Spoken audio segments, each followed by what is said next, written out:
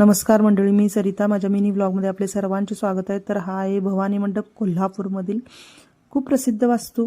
म्हणजे येथे पूर्वी बस असायच्या, तर ही शाहू महाराजांनी बांधलेली वास्तुकला आहे.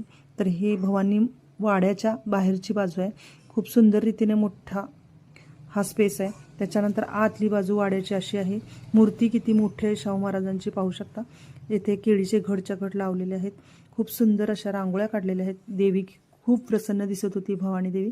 आणि त्यानंतर इथे दिवा लावलेले आहेत. हे प्रत्येक प्राणी आहेत हे शाहू महाराजांनी मारलेले आहेत, त्याची निशाणी म्हणून हे ठेवलेले आहेत. शाहू महाराजांचा इथे मूर्ती आहे, ती खूप मोठी आहे आणि ह्याच्यात मावत नाही इतके मोठे सुंदर मूर्त्या इथे आहेत.